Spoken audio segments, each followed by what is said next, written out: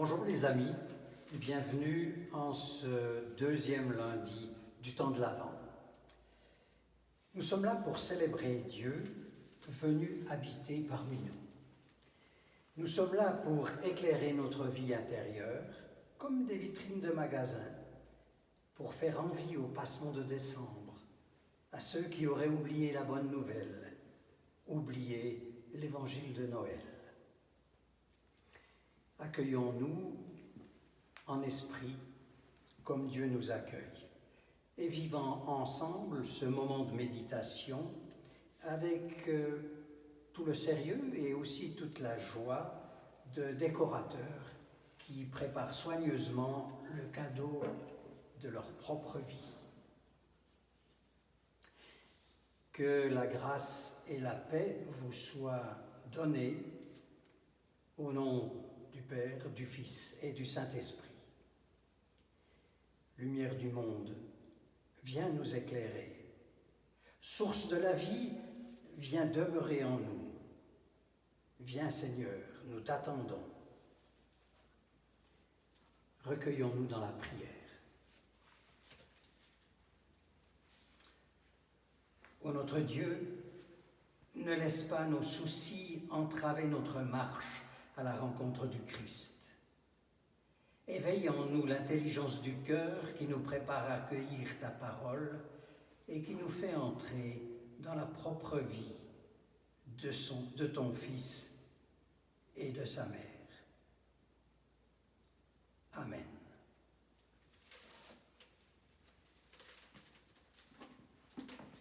Pour cette méditation, je vais me laisser inspirer par deux textes du Nouveau Testament, en commençant par l'Évangile selon Luc, au premier chapitre, les versets 46 à 55.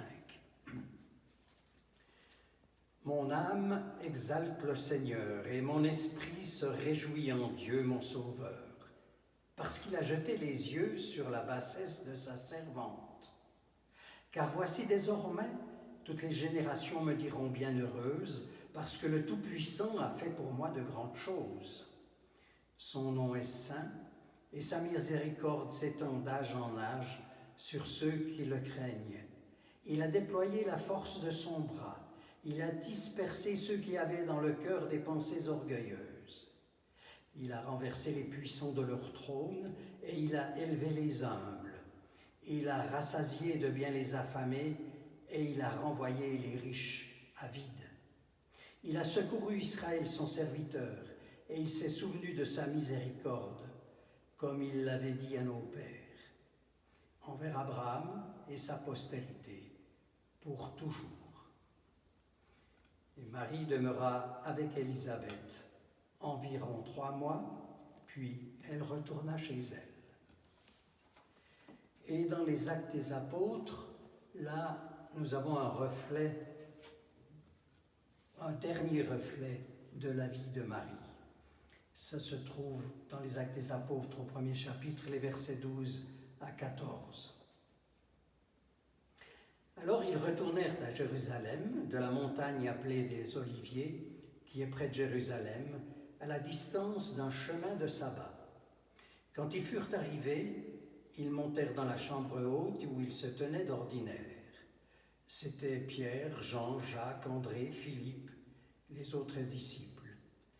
Et tous, d'un commun accord, persévéraient dans la prière avec les femmes et Marie, mère de Jésus, et avec les frères de Jésus.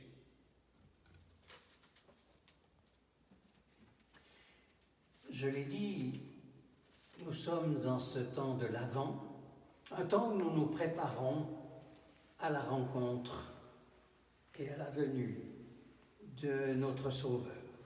C'est une sorte de gestation. Eh bien, ce jour, je vous propose de réfléchir à quelqu'un qui a vécu une gestation. C'est Marie. Qui est cette femme? L'Église catholique romaine l'appelle la très sainte Vierge, la co-rédemptrice, la reine du ciel, parmi de nombreux titres. Les protestants, par contre, eux, la remarquent à peine. Alors voyons, que dit Marie d'elle-même? Et vous l'avez entendu dans cette lecture qu'on appelle le Magnificat. Eh bien, Marie dit 4 choses à son propre sujet. D'abord, elle est un peu confuse, elle est gênée, parce qu'elle sait par son instruction religieuse que le Messie, il doit venir au monde dans une famille noble d'Israël. Or, elle a bien conscience qu'elle n'est qu'une jeune fille d'une famille inconnue. La deuxième chose qu'elle nous dit, c'est qu'elle réalise que son Dieu tient compte des petites gens, et elle en est remuée. La troisième chose qu'elle dit d'elle-même, c'est qu'elle accepte le rôle qu'on lui attribue. Et enfin, la quatrième, c'est qu'elle glorifie Dieu, ce Dieu juste, doux, souverain, et qui deviendra le Dieu de tous les peuples. Et là, elle sent intensément qu'avec l'expérience qu'elle commence à vivre, une espérance de 1000 ans est en train de devenir réalité. Alors, que penser de tout ça? Il me vient d'abord une question. Marie avait-elle conscience de cela à 14 ans? Peut-être, peut-être bien. Mais peut-être que cela ne devait pas être tout à fait clair pour elle, comme c'est le cas quand une expérience débute. Quoi qu'il en soit, le texte biblique, parlant de la dernière partie de la vie de Marie, montre qu'elle avait, au cours de sa vie, à un moment donné, compris ce que disait le Magnificat. Mais il y a plus important. Ce n'est pas une question, c'est une découverte. Et je m'explique. Marie n'est pas égyptienne. Elle n'est pas grecque, ni romaine, ni babylonienne. Marie est une juive. Et elle est tout à fait à l'aise avec la foi juive. Quant à son fils, elle sait bien qu'il est un fils d'Israël et pas d'autre chose. Or, Marie reconnaît qu'avec lui s'accomplit l'espérance du peuple élu. Et comment se fait-il que je dise cela? Eh bien, c'est déjà grâce à cette fin de vie, dont ce qu'on en connaît en tout cas par le livre des Actes des Apôtres. Là, on y apprend qu'après la mort et la résurrection de Jésus, tous, d'un même cœur, étaient assidus à la prière, avec quelques femmes, dont Marie, la mère de Jésus, et avec ses frères. Donc, tout en vivant la foi juive, Marie est une chrétienne sans le savoir. Enfin, grâce au Magnificat qu'elle avait prononcé dans ses jeunes années, je découvre en passant que ma foi de chrétien a des racines. Et ces racines ne sont pas grecques, elles sont juives. Alors que dire? Eh bien, Marie est la première, ou en tout cas une des premières, à voir clair dans cette expérience et à remarquer qu'un événement important vient de se produire dans l'histoire des religions. Alors, merci Marie. Permettez-moi de poursuivre un peu dans mes réflexions.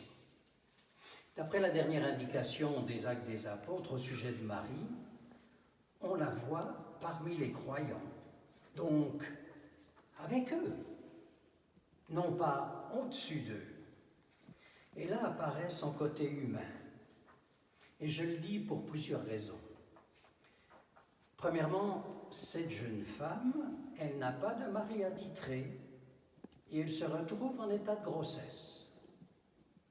Aux yeux de ses contemporains, il s'agit donc d'une grossesse illégitime et pour laver ce déshonneur, il n'y a qu'une chose, c'est la lapidation. Marie a donc toutes les raisons de trembler et de quitter sa région. Eh bien non, elle reste.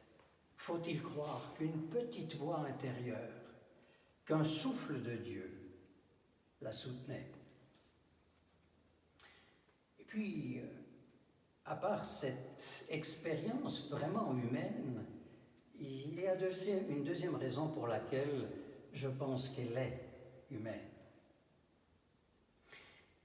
Dans l'écurie et autour de l'écurie où elle vient d'accoucher, arrivent des gens ordinaires avec le bétail et des gens qui ont du prestige, aussi avec leurs animaux et avec des cadeaux. Il se passe des choses là. Et que doit penser Marie de tout cela? Ah ben, elle pourrait dire une belle vérité au sujet de la naissance qu'elle vient de vivre. Elle pourrait nous laisser une parole historique du genre de celle que l'été dernier, un de nos conseillers fédéraux avait lâchée.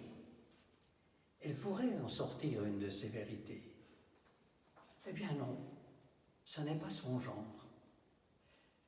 Mais dans ce moment-là, elle sent que le silence est d'or, et d'un or bien plus précieux que l'or qu'elle a reçu d'un des rois mages. En effet, ne dit-on pas que Marie gardait toutes ces choses et les repassait dans son cœur? J'ai une troisième raison pour dire qu'elle est très humaine. À 12 ans, Jésus est avec ses parents à Jérusalem pour fêter la Pâque. Et il va le faire avec une foule de pèlerins. Ce qui devait arriver arriva, c'est qu'à un moment donné, ses parents l'ont perdu de vue. Et ils ne l'ont retrouvé qu'au 3e jour, alors qu'il est en train de discuter de religion avec des théologiens, donc des professionnels. C'est pas rien tout de même.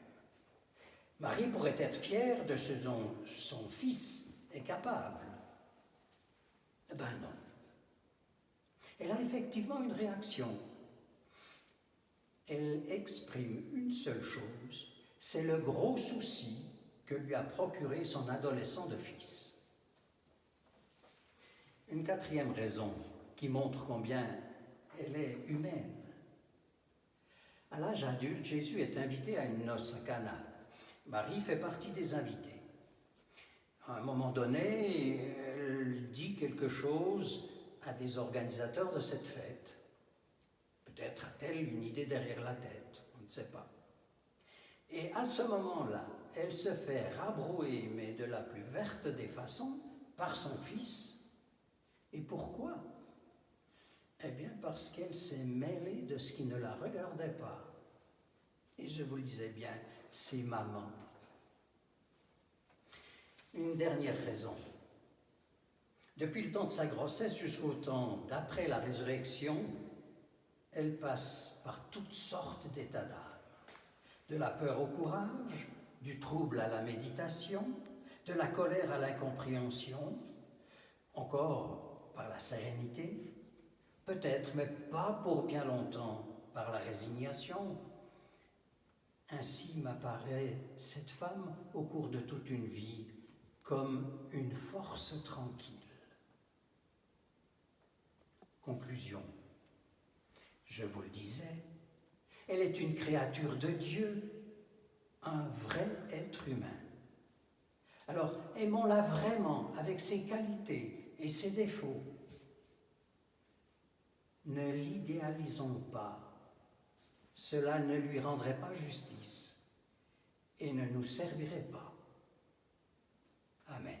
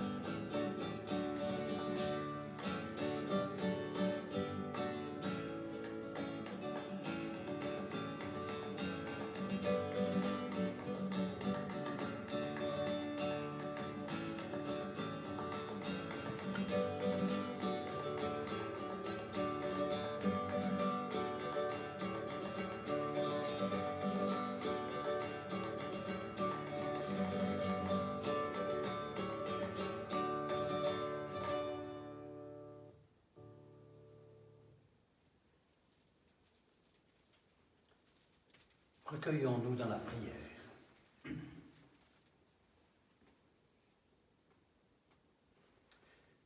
Ô Dieu, à travers les millénaires, l'histoire de Marie nous rejoint.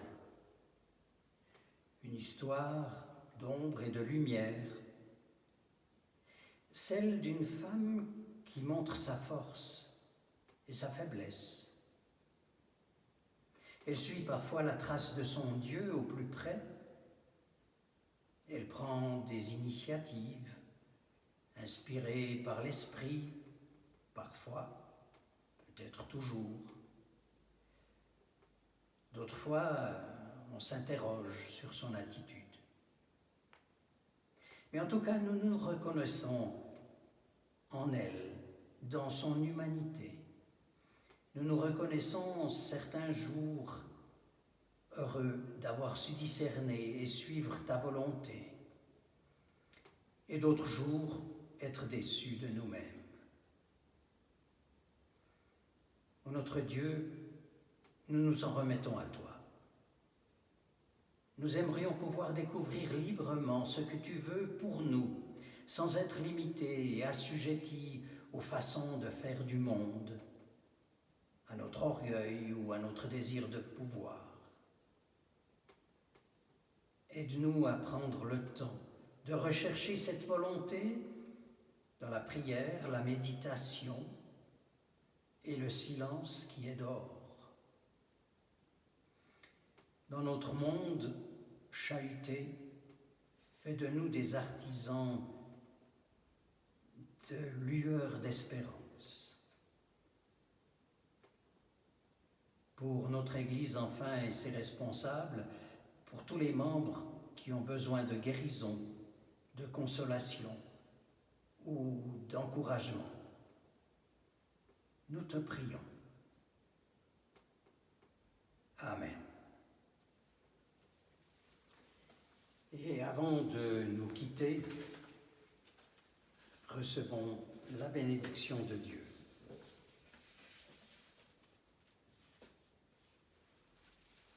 Dieu le Père, au-dessus de nous, Dieu le Fils, à côté de nous, et Dieu le Saint-Esprit, en nous, nous bénit, nous protège et nous garde en cette deuxième semaine du temps de l'Avent et de l'attente de la venue du Christ. Amen. Allons en paix.